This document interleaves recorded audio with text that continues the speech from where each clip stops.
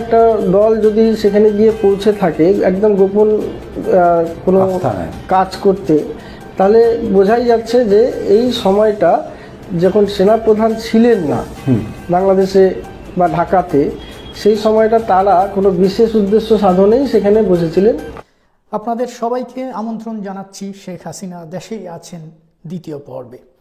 আমার প্রথম পর্বটি প্রচারের পরপরই তড়িঘড়ি করে পরের দিনই ভারতের আনন্দবাজার পত্রিকা দৈনিকটি একটি রিপোর্ট প্রকাশ করেছে, একটি সংবাদ প্রকাশ করেছে।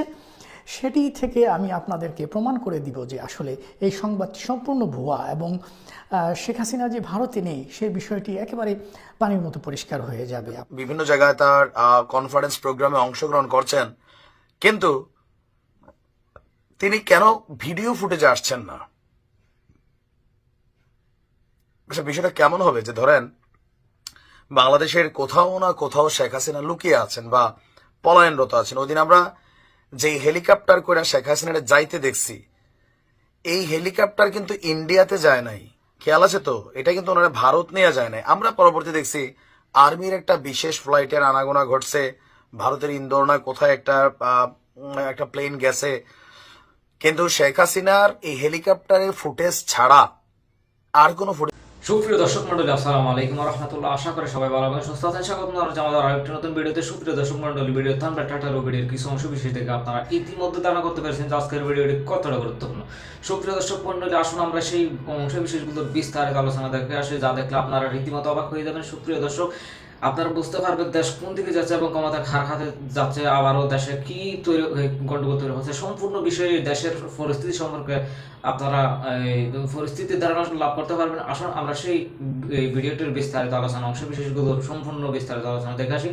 তার আগে আপনাদের প্রতি ছোট্ট একটা রিকোয়েস্ট, যারা আমার চ্যানেলটি সাবস্ক্রাইব করে লাইক কমেন্ট শেয়ার।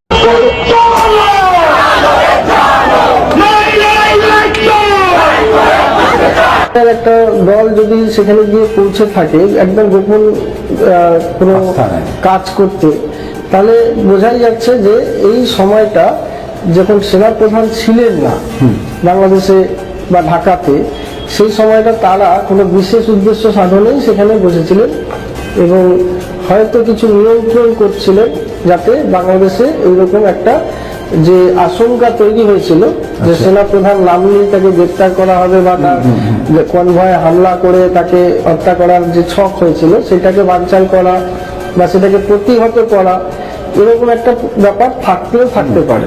এটা অস্বীকার করার কোনো জায়গা নেই। যারা অজিত ডোভাল সম্পর্কে ছিলেন যে পাকিস্তানে প্রায় 7 বছর তিনি লুকিয়ে পাকিস্তানের একেবারে সন্ত্রাসবাদী সংগঠনের শিকড় পর্যন্ত টেনে নিয়ে আসার চেষ্টা করেছেন যে ভদ্রলোক, তার পক্ষে অনেক কিছুই সম্ভব। এটা তো খুবই সোজা ব্যাপার। এখন যদি এটাই আমরা ধরি তাহলে কিন্তু এটা একটা দিক। হ্যাঁ, এই সময়টা দেখো, ওই 3-4 দিন ছিলেন না সেনাপ্রধান, ওই 3-4 দিন এটা ঘাটে ঘিরে বসেছিলেন এবং 7 তারিখে রাত্রেবেলা তারা ফিরে আসে। আর 7 তারিখ সকালবেলা ভোরের দিকে সেনাপ্রধান নেমে যান এবং তার নামার কথা ছিল সন্ধ্যেবেলা, কিন্তু তিনি অনেকটা আগে চলে আসেন এবং গোপনে অবতরণ করেন তেজগাঁও বিমানবন্দর, যেটা সেনাবাহিনী কর্তৃক নিয়ন্ত্রিত, বাংলাদেশ সেনাবাহিনী কর্তৃক নিয়ন্ত্রিত যে বিমানবন্দরটি আছে, যা বিমান ঘাঁটি বলা যায়, সেখানে তারা নামে তার বিমান। এবং যতদূর আমরা অ্যানালিসিস করতে পারি যে শেখ হাসিনাকে বাংলাদেশে ফেরানো যে প্রক্রিয়া, সেটা ইতিমধ্যেই ভারত সরকার শুরু করে দিয়েছে।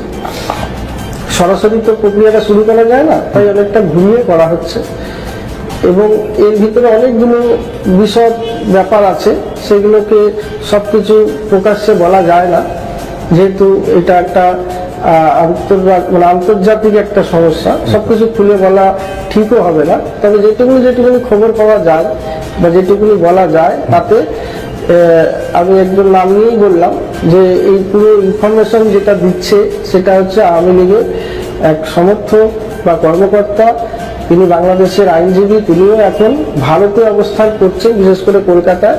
তিনিও বাংলাদেশে ঢুকতে পারছেন না 5ই আগস্টের পর থেকে। তার কাছে তিনি এই তথ্যটা ভারতেরই একটি বেসরকারি চ্যানেলকে ফলাও করে দিয়েছেন এবং আরো কিছু সূত্র সেটাকে স্বীকার করছে, কিন্তু বাংলাদেশি মিডিয়া বা বাংলাদেশের তরফ থেকে এটাকে এখনো পর্যন্ত কোনো খোলসা করা হয়নি। এখন এই তো গেল একটা দিক। এবার এই চারজন ওখানে গিয়ে কি করতে পারবে, এটা একটা সব থেকে বড় প্রশ্ন। এখন একটা দিক তো আমি বললাম যে সেনাপ্রধানের অবর্তমানে হয়তো তারাই বিশেষ নজরদার হিসাবে নিয়োগ হয়েছিল, তারাই নজরদারি রেখেছে বা নিয়ন্ত্রণ রেখেছে কিছু। এটা যেমন একটা দিক হতে পারে, তেমনি আরেকটা দিক হতে পারে যে হতে পারে বা এবং জানা যাচ্ছে যে শেখ হাসিনাকে ফেরানোর পর যদি ফেরানো হয় এর মধ্যে একদম, তাহলে তাকে তো একটা নিরাপত্তা দিতে হবে।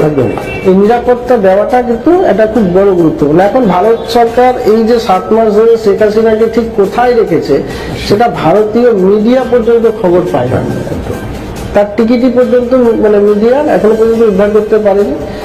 বাকিরা তো চেষ্টা করেও পারবে না, এটা খুব সহজ। তাহলে এইরকম একটা জায়গায় দাঁড়িয়ে যখন তাকে ভারতের সর্বোচ্চ নিরাপত্তা এবং গোপনীয়তার সঙ্গে রাখা হয়েছে, তেমনি শেখ হাসিনা যদি বাংলাদেশে এই মুহূর্তে পাঠানো হয় তাহলে তাকেও কিন্তু অতটাই নিরাপদে রাখা হবে বা নিরাপত্তা বলয়ে রাখা হবে, যেখানে তার টিকিটই ছুঁতে পারবে না বাংলাদেশের বিভিন্ন যে কট্টরপন্থী সংগঠনগুলি আছে।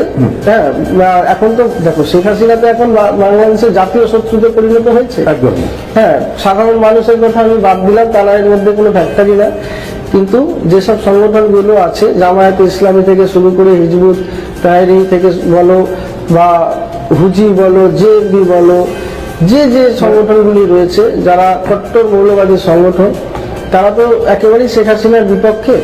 1 নম্বর। 2 নম্বর হচ্ছে বৈষম্য বিরোধী ছাত্র আন্দোলন বলো বা এই যে কিছু ইউটিউবার যারা বিদেশে বসে আছে তারা, আবার অন্যদিকে এই তদারকি সরকারের মধ্যে একটা বড় অংশ, তারা তো কোনো মতেই চাইবে না যে শেখ হাসিনা এই মুহূর্তে দেশে ফিরে যাক এবং ছড়ি ঘোরাক, ফলে তার শত্রুর অভাব নেই।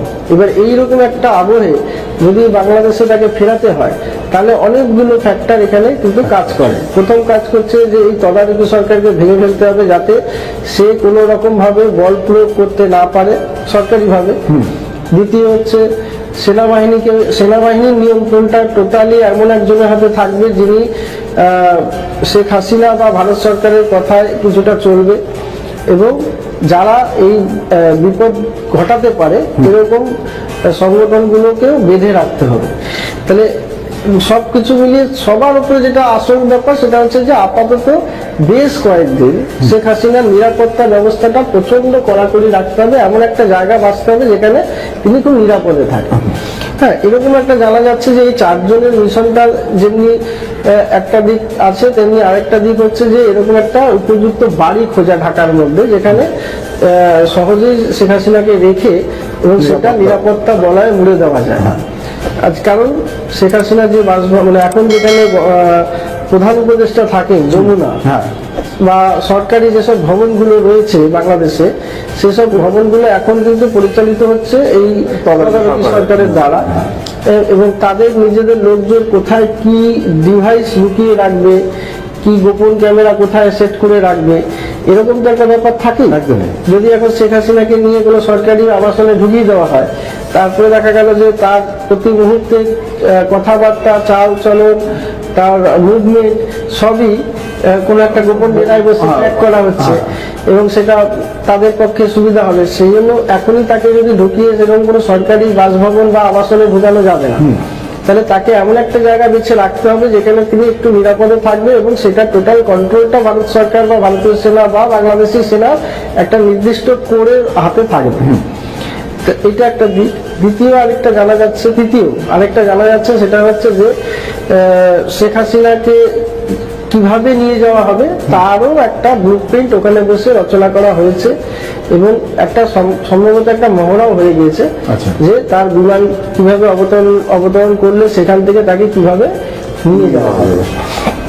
এই সবগুলো কাজ করার জন্যই সম্ভবত এই 4 দিন ওখানে 4 জন স্পেশাল গুপ্তচর বলবো বা উচ্চ পর্যায়ের আধিকারিক বলবো, যেটাই বলি না কেন, তারা ওখানে ডেপুটেড ছিলেন এবং তারা সেই কাজটা তাদের ওখানকার যে ভারতীয় গুপ্তচররা রয়েছে তাদের সাহায্য নিয়ে এবং তাদের সঙ্গে বিভিন্নভাবে বৈঠক করে বিভিন্ন জায়গায় ঘুরে তারা এই পুরো পরিকল্পনা রেডি করে ভারতে চলে এসেছে।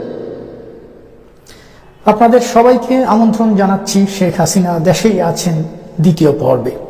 আমার প্রথম পর্বটি প্রচারের পরপরই তড়িঘড়ি করে পরের দিনই ভারতের আনন্দবাজার পত্রিকা দৈনিকটি একটি রিপোর্ট প্রকাশ করেছে, একটি সংবাদ প্রকাশ করেছে।